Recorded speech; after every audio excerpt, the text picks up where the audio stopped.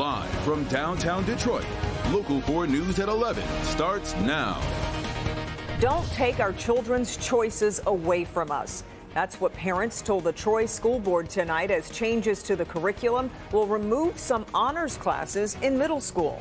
Removing honors class is sending a horrible message that you do not value education. The district says the curriculum change is designed to give students better preparation for advanced high school mathematics. Thanks for being with us. I'm Kimberly Gill. I'm Devin Skillian. We've just learned within the last half hour or so that the school board has approved the changes. Mara McDonald live in Troy tonight. Parents have, we've heard all evening, a lot of concerns over having students of all abilities in the same math classes in 5th, 6th, and 7th grades. Mara. Devin, I'd add that for a lot of these parents, this goes way beyond concern. They were livid at this discussion tonight and at these proposed changes. And some of them, well, they're considering some remedial action here. Take a look. So everybody is on the same page. These are the changes that brought out parents and some students tonight, telling the district the removal of advanced math options for students at the middle school level is a terrible idea. Why is you guys, why are you stepping backwards and not challenging the kids? We trust the board members in making the right decision. That's not based on ideology. That's based on strong research and data support. There's a large number of folks here in the audience who believe that anyone who would propose or support the removal of educational opportunities for 6th graders must be on drugs. In an email to parents, the district maintains it's not removing opportunities, but better preparing all the students for advanced high school math. And by changing the structure, it simply changes the timeline to move into an advanced math program.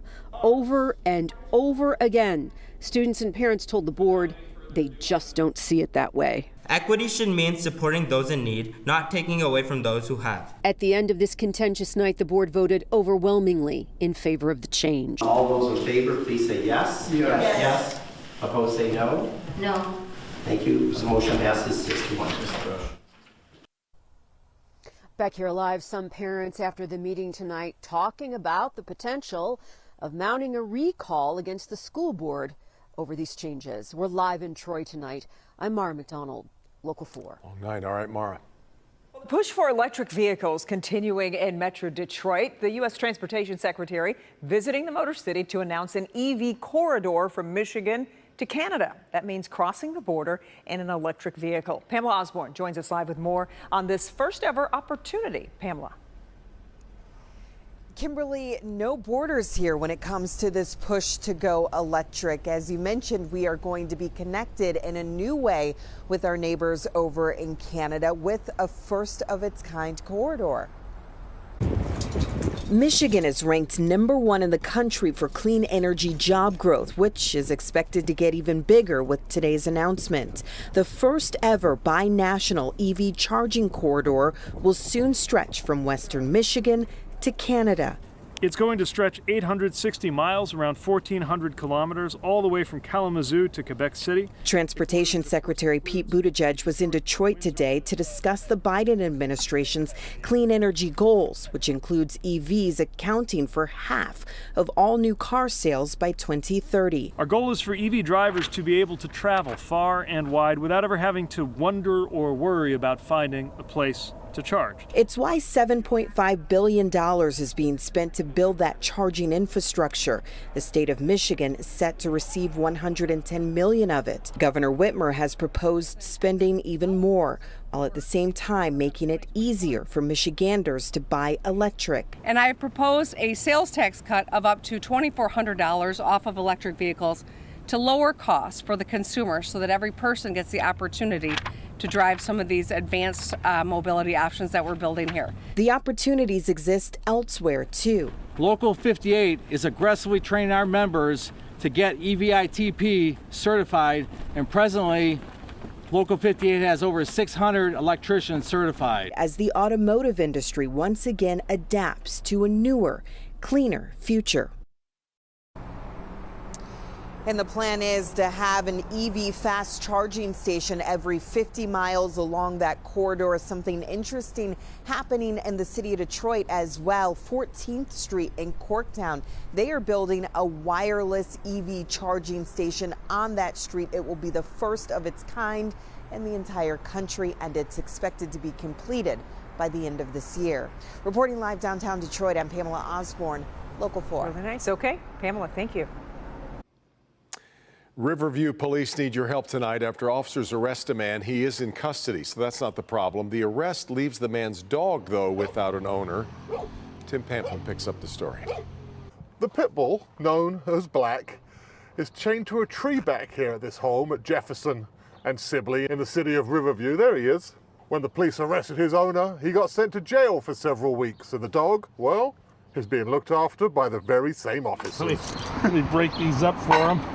Lieutenant Bemis breaks out the pup Peroni, keeping this dog fed and watered. Black isn't a really very friendly dog. No, the lieutenant approaches with the food on a shovel and slowly backs away. That was pretty calm. He says yesterday the dog was really rather aggressive. Usually he doesn't let me get that close. They're getting used to each other. Maybe he's starting to get used to me giving him food and water. He might like me a little better.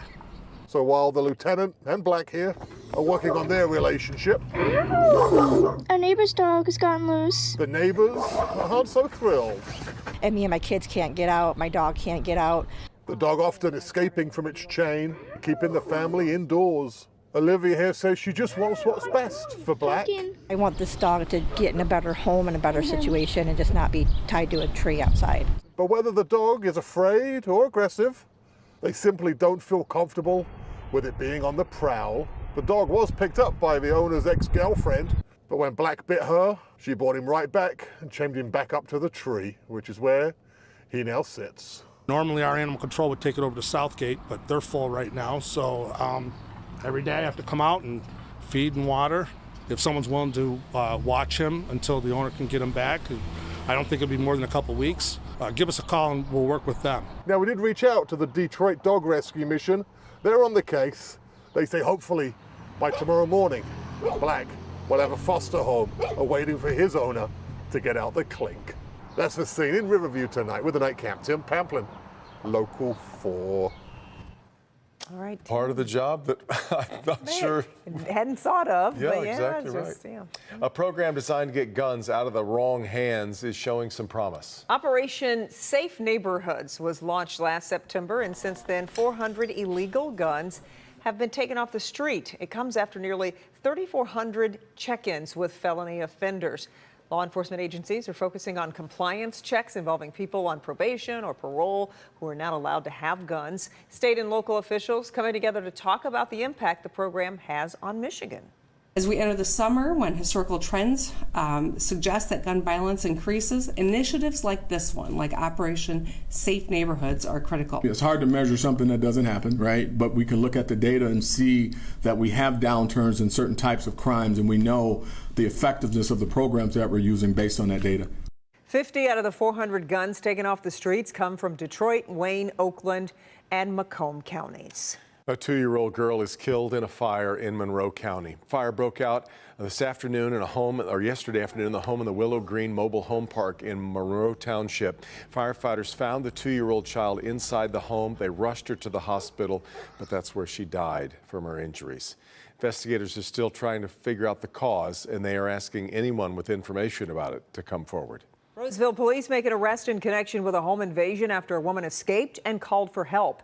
Investigators say the men broke into a home on Martin Road armed with a knife. Police say one man held a weapon to a woman's throat and demanded money. She was able to break free, ran to a neighbor's, and called 911.